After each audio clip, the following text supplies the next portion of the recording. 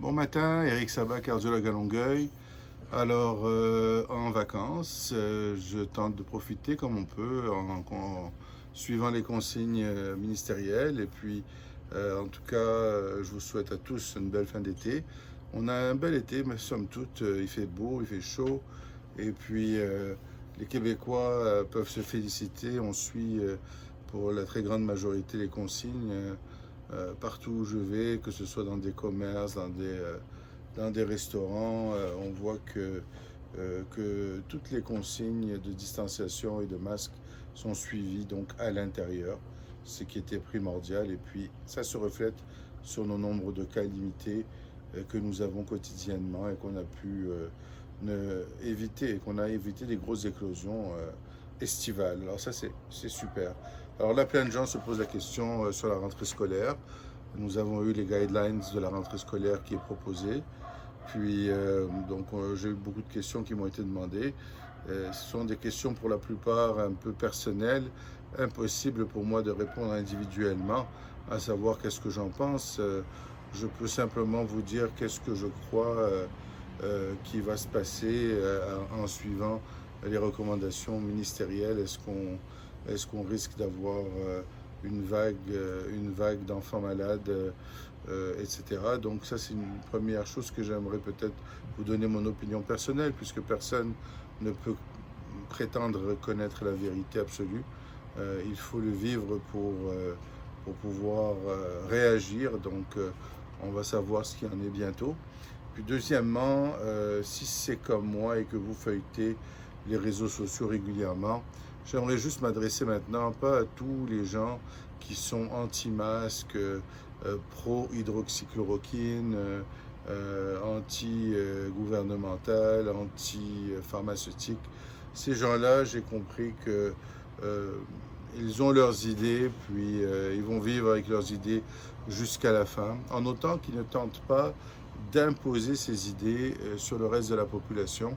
Et c'est là que j'aimerais intervenir. Ça veut dire pour vous qui voulez suivre les consignes et qui se fiez aux données scientifiques, médicales que nous connaissons jusqu'à présent, j'aimerais m'adresser à vous pour vous faire réaliser que, bon, si vous vous posez encore la question, mais pourquoi est-ce que tout le monde dit qu'hydroxychloroquine fonctionne et que nous, on n'y a pas accès pourquoi est-ce qu'on prétend que les masques sont inutiles? Pourquoi est-ce qu'on doit les...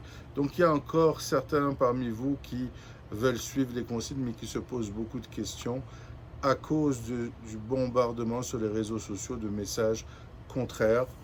Alors je voulais peut-être adresser ce point. Donc premièrement, si on règle la question du traitement, est-ce que le SARS-CoV-2, donc est-ce que la COVID-19 est un virus qu'on peut traiter avec des pilules présentement?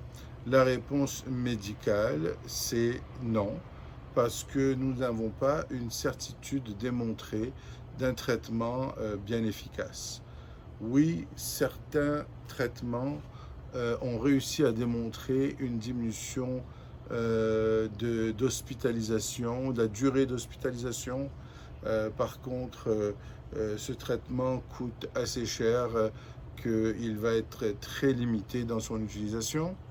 Et la seule autre thérapie que nous utilisons, mais que nous avions souvent l'habitude d'utiliser en général chez les patients qui sont aux soins intensifs, intubés avec beaucoup d'inflammation, c'est la dexaméthasone. Donc c'est une cortisone que nous donnons et qui a démontré dans ce cas-là une diminution de la mortalité chez les patients qui sont rendus à ce niveau de maladie. Alors d'accord, c'est intéressant, mais ça n'atteint que peut-être une réduction de 25 à 30% de mortalité. Il reste encore, quand on est rendu intubé et puis dans la phase aiguë de la tempête cytokine, il reste un bon 75-80% des patients qui peuvent risquer leur vie là-dessus. Alors donc, est-ce qu'il y a un traitement? Est-ce qu'on peut, disons, baisser notre garde? Non. La réponse, c'est clairement non. Il n'y a pas de traitement efficace qu'on puisse proposer à des gens qui se rendent à l'hôpital et en détresse respiratoire. Il y en a un pourcentage qui vont avoir leur vie menacée encore aujourd'hui. Alors donc, euh, comment peut-on avancer? Donc l'hydroxychloroquine est un traitement comme ça. Comment donne-t-on encore du temps d'antenne au docteur Raoult qui en fait a parti le bal de ce côté-là? Alors là, je vais peut-être donner mon opinion pour tenter de vous expliquer un petit peu de ma manière, je vais dire très objective, parce que je sais comment se font les études cliniques. J'ai entendu les propos du docteur Raoult, qui est en fait, qui prétend que puisqu'on est en pandémie et qu'il n'y a pas de traitement à offrir aux patients, qu'il est acceptable de ne pas faire des études randomisées, mais plutôt de faire des études rétrospectives, donc des études observationnelles et de baser nos décisions là-dessus, chose que on ne fait pas en général en médecine pour des raisons qui nous paraissent évidentes à nous qui connaissons la recherche clinique. Je vous donne un exemple. Le professeur Raoult euh, a fait par exemple a fait son étude rétrospective. Il a choisi 3000 quelques patients à Marseille. Il les a testés très très précocement, donc il les a attrapés tôt dans le diagnostic de cette maladie. Il a sélectionné un groupe de patients dont la moyenne d'âge des 3000 quelques patients était de 45 ans. Alors voilà, quand on fait une étude observationnelle, on ne sait pas comment il les a sélectionnés, ces 45 ces patients-là, ces 3000 patients. Comment se fait-il que quand la plupart des gens qui étaient malades étaient âgés, comment se fait-il qu'on se retrouve avec un groupe d'âge moyen de 45 ans? Alors donc, il a choisi ces patients de l'âge moyen de 45 ans, il leur a donné le traitement, il n'a pas mis de groupe contrôle, donc il n'y a pas eu des gens dans cette même population qui n'ont eu aucun traitement pour pouvoir comparer. Et il a dit, ben voilà, on a un taux de mortalité de 1% ou 0,9% dans ce groupe-là. Et à quoi compare-t-il ce chiffre-là? Il le compare à la mortalité globale qui avait été annoncée en Chine, qui était de l'ordre de 20%, ou il le compare à la mortalité parisienne, qui était de l'ordre de 10%, mais tout simplement parce que à Paris, on ne testait pas de façon précoce les patients pour leur proposer de l'hydroxychloroquine. On leur disait, si vous avez des symptômes, rentrez chez vous. Si vous êtes plus malade, vous venez à l'hôpital, on va vous tester. Donc, les gens qui ont été testés et auxquels sont comparées les statistiques du professeur Raoult sont des gens plus vieux, plus malades, avec des risques de mortalité beaucoup plus élevés. Alors le 1% que Dr Raoult a démontré à l'âge de 45 ans en moyenne, ça ressemble tout à fait à ce qu'on a actuellement en ne donnant absolument rien. Et je vous dirais même que ce qu'on a actuellement, on pense que c'est plus de l'ordre de 0,6% dans cette population-là. Donc, professeur Raoult n'a aucunement démontré l'efficacité d'un traitement en donnant l'hydroxychloroquine à des jeunes et en comparant ces résultats aux résultats mondiaux. Ensuite, l'autre point que soulève le professeur Raoult, il dit, regardez ce qui se passe dans les pays qui utilisent l'hydroxychloroquine, eh bien leur taux de mortalité est plus faible. Ben, écoutez, on ne peut pas faire ça tout simplement. On ne peut pas faire ça. Pourquoi? Parce que pour pouvoir établir qu'un traitement est efficace, il faut qu'on ait des patients comparables, qu'on en donne à la moitié un traitement et à l'autre moitié qu'on donne un placebo. Et on va voir si dans cette population similaire, le médicament fait une grande différence. Parce qu'il se peut qu'au Maroc, qui a utilisé l'hydroxychloroquine à tout le monde qu'ils ont diagnostiqué et qui aboutit avec un taux de mortalité intéressant en bout de ligne, mais il se peut que la plupart des Marocains aient à 80% un groupe sanguin O, par exemple, ou il se peut qu'ils ont un élément génétique qui fait en sorte qu'ils sont plus protégés qu'ailleurs dans le monde, où il se peut qu'ils aient eu une vague de coronavirus différente, un rhume qui est passé dans le pays dans les semaines qui ont précédé et qui leur a conféré une meilleure immunité. Alors il se peut une liste de choses interminables qu'on ne peut répondre parce qu'il n'y a pas eu de randomisation. On ne peut pas comparer des résultats d'un pays par rapport aux résultats d'un autre pays. On ne peut pas comparer les résultats de la Suède par rapport aux États-Unis, parce que la Suède est un pays beaucoup plus étendu, espacé, moins de population dense, et tous ces facteurs font en sorte que les hôpitaux peuvent être débordés d'un côté et pas de l'autre. Et donc la mortalité peut être augmentée par le simple fait qu'un hôpital est débordé. Alors vous allez comparer la Suède avec un pays comparable, qui est peut-être la Norvège ou le Danemark. Et si on fait cette comparaison, la Suède a été très mauvaise dans son approche. Par contre, idéalement, il aurait fallu comparer des Suédois avec des Suédois dans une étude randomisée. Alors, bon, malgré le fait que la Suède, disons, n'a pas obligé de confinement et n'a fait que des recommandations de distanciation, etc., je peux vous dire que je suis convaincu que les Suédois respectent les recommandations beaucoup plus que les Américains. Donc encore là, on ne peut pas mesurer qu'est-ce qu'ils ont, même s'ils n'ont pas été confinés, comment ont-ils agi par rapport à la distanciation. Peut-être qu'ils ont été exceptionnellement bons et que leurs résultats finaux dépendent de ça. Alors voyez-vous, on ne peut absolument pas comparer une population à une autre. Il y a trop d'éléments inconnus par rapport à cette maladie pour pouvoir le faire. C'est pour ça qu'il faut randomiser. Quand on a commencé les études avec le professeur Raoult, il n'avait aucune idée qu'on allait découvrir plein de gens asymptomatiques par la suite qui allaient évoluer très bien. Alors lui était parmi les premiers à tester plein de monde et à découvrir ces patients-là. Mais avant même de laisser la nature faire les choses et de constater que ces gens évoluent bien, il traitait tout le monde et il a vu qu'une grande partie évoluait très bien sous l'hydroxychloroquine, et cette conclusion qu'il a portée est erronée. Tout simplement erronée. C'est ce que veut dire une randomisation et c'est ce que nous n'avons pas actuellement avec l'hydroxychloroquine. Il y a eu des tentatives d'études randomisées, il y a eu donc quelques études randomisées à différents moments de la maladie, bien faites, qui sont négatives complètement. Et il y a eu une grande étude randomisée qui malheureusement a été biaisée par une collecte de données qu'on n'a pas pu vérifier et elle a été retirée au niveau des résultats. Alors oui, il y a peut-être également au niveau des études randomisées, bien entendu, il peut y avoir également des études qui ont un poids plus faible parce que la collecte des données ne se fait pas de façon clean. Mais comme vous voyez, la FDA a bien, étant donné l'implication de ces résultats, la FDA a bien regardé, scruté et a réussi à démontrer que l'étude ne tenait pas et qu'elle devrait être retirée. Donc, il y a un contrôle de qualité indépendant dans les études randomisées que nous faisons. Il ne faut pas perdre complètement confiance à la médecine. Là, on a quand même évolué favorablement depuis les 20 dernières années, puis votre pronostic vital et votre qualité de vie a été grandement améliorée par la médecine. Et tout par des études cliniques randomisées. Alors, l'hydroxychloroquine, elle fonctionne dans les cellules contre la pénétration du virus.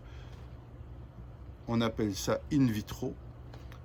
Elle fonctionne partiellement chez les animaux, encore une fois dans les cellules animales. Par contre, elle ne fonctionne pas dans les études humaines comme on le voudrait. C'est totalement négatif. En termes de sécurité, le peu de temps que l'hydroxychloroquine est prise dans le traitement de ce virus ne devrait pas entraîner beaucoup d'effets secondaires. Mais s'il y a une multitude d'autres médicaments qui l'accompagnent, il peut y avoir des effets secondaires cardiaques qui se produisent. Donc il faut une surveillance cardiaque chez les patients qui prennent ce médicament-là. Donc pour le moment, vous pouvez médicalement parlant oublier l'hydroxychloroquine. Il reste encore des études randomisées en cours. Peut-être qu'une étude va venir nous dire l'inverse, qu'il y a une certaine efficacité. Et là, l'étude sera bien faite et pourra changer l'idée des gens. Par contre, ça ne sera jamais de l'ampleur qui est avancée par les observations qu'on nous propose, étant donné que si c'était d'une grande ampleur de réduction de mortalité, on l'aurait déjà vu dans les précédentes études randomisées. Donc là, les médecins ne veulent pas donner une pilule qui n'est pas prouvée efficace, ne veulent pas donner une pilule qui nécessite un suivi cardiaque, et un bad luck cardiaque peut arriver et la responsabilité du médecin sera tenue et sera forte. C'est pour cela que le docteur Raoult a été mis à l'écart, si on veut, des grands spécialistes français, et j'ai encore de la difficulté à comprendre qu'on aille le voir pour lui demander son opinion, parce qu'il vraiment il fait fi de tout le fondement des études cliniques que nous utilisons et qui est bien établi en médecine. Alors ça, c'est une chose de régler de mon côté. Il y en a qui ne changeront pas d'avis, tant mieux pour eux. S'ils peuvent se procurer, s'ils ont des médecins qui leur prescrivent, ces médecins-là seront responsables. Mais je peux vous dire qu'au Québec, on n'utilise pas l'hydroxychloroquine puisqu'il n'y a pas de recommandation de le faire. Alors, il n'y a pas de traitement vraiment qu'on va donner en début de maladie. Le mieux, ce qui a été démontré, le plus efficace pour disons, contrôler la mortalité dans une population, c'est de dépister la maladie le plus tôt possible et d'isoler les patients qui sont dépistés. Donc, plus on fait de tests, plus on diagnostique de cas et plus on les isole, mieux on s'en tire. Donc, deuxième point, les tests sont sécuritaires.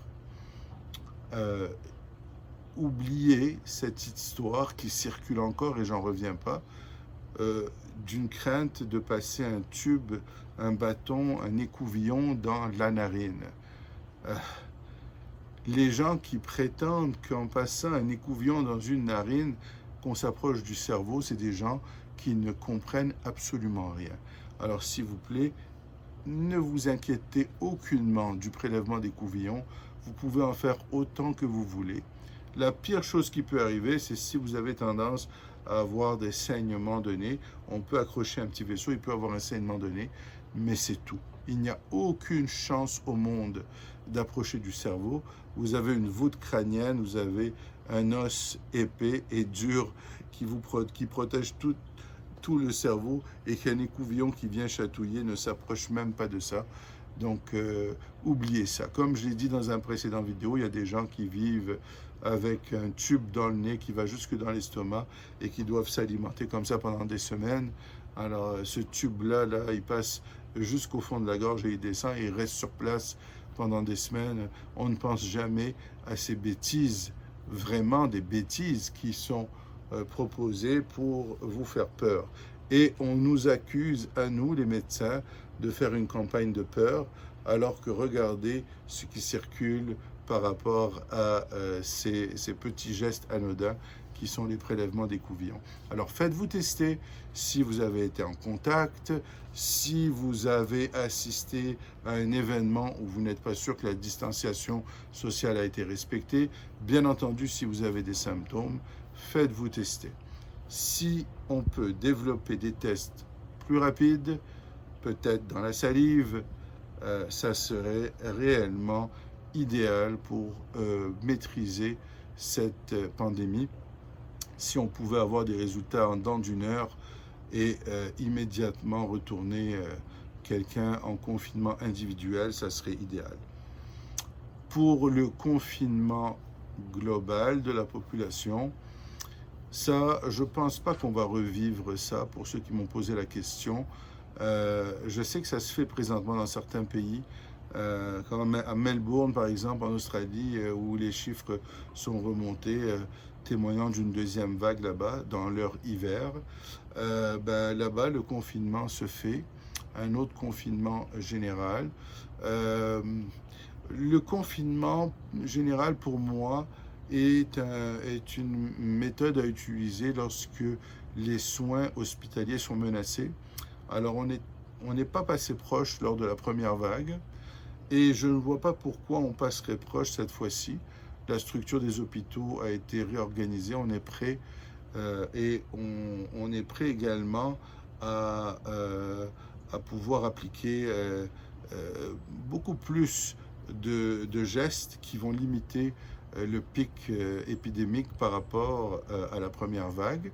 Et en plus de ça, c'est beaucoup plus maintenant les jeunes que les personnes âgées qui vont se faire infecter parce que les personnes âgées ont été échaudées et sont très prudentes. Les jeunes font la fête. Alors, pour toutes ces raisons, je pense que oui, les nombres vont monter, ça c'est sûr. À la reprise scolaire, il va y avoir une recrudescence, mais les hospitalisations vont demeurer dans l'ordre, et ça je me croise les doigts parce que c'est pas tout à fait ça qui se passe aux États-Unis.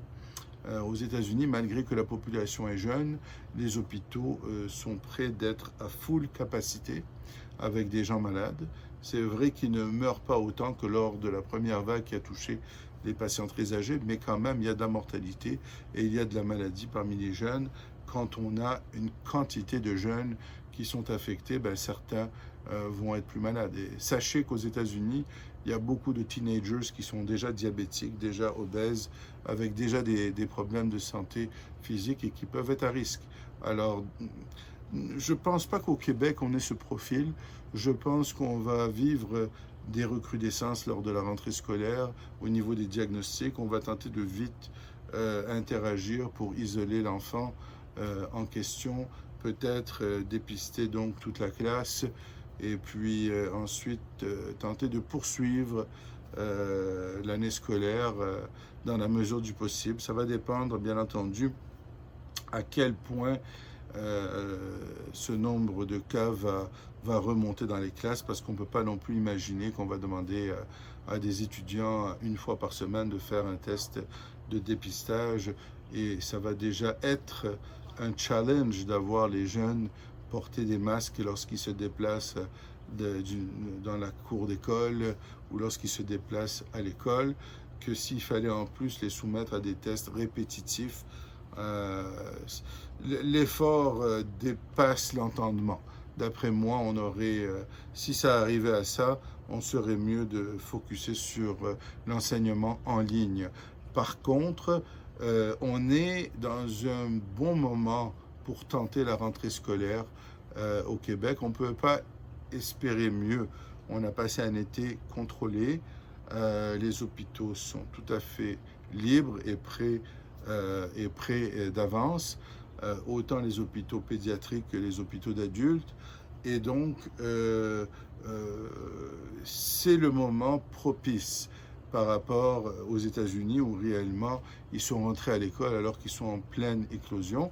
Nous sommes à un moment propice de faire cette tentative tout en s'assurant de tester les moindres symptômes, de dépister les cas.